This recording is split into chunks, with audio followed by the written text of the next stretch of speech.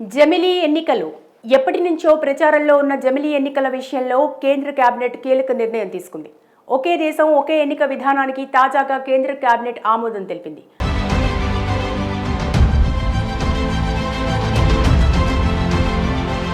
ప్రధాని నరేంద్ర మోడీ అధ్యక్షతన జరిగిన మంత్రివర్గ సమావేశంలో జమిలీ ఎన్నికలకు ఏకగ్రీవంగా ఆమోదముద్ర పడింది. మాజీ రాష్ట్రపతి రామ్నాథ్ కోవింద్ రూపొందించిన నివేదికను మంత్రివర్గం ఆమోదించింది.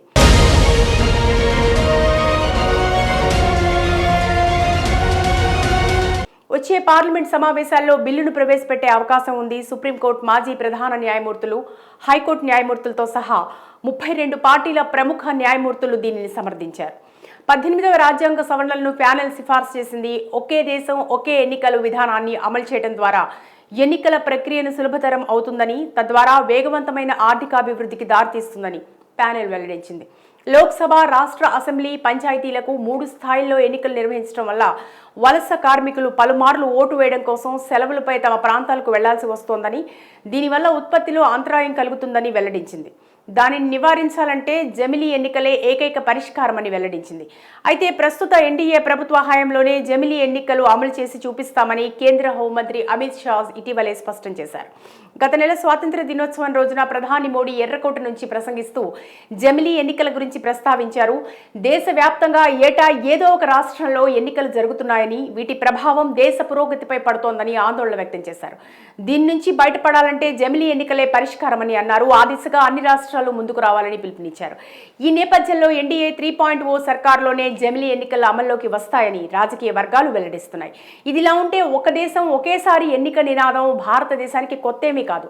భారతీయ జనతా పార్టీ తన ఎన్నికల మేనిఫెస్టోలో చాలాసార్లు చెప్తూనే వచ్చింది. 2019, 2024 సార్వత్రిక ఎన్నికల్లో కూడా ఈ నినాదాన్ని వినిపించింది.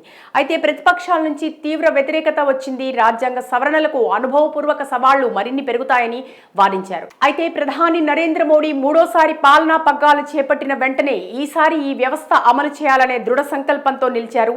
ఈ బిల్లు చట్ట రూపంలో రావటం, వ్యవస్థను తక్షణమే అమలు చేయాలంటే చట్టసభల్లో 3/2 మెజార్టీ అవసరం అవుతుంది.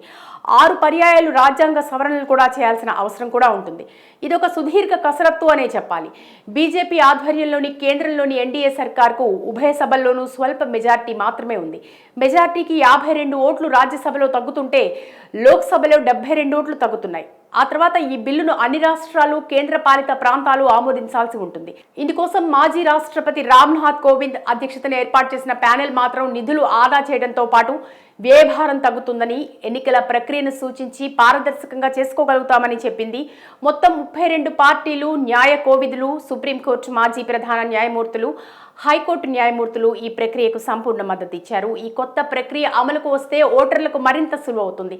ఒకే ఎన్నికల నిర్వహణ వల్ల శరవేగంగా అభివృద్ధికి బాటలు పడతాయని భావించవచ్చు.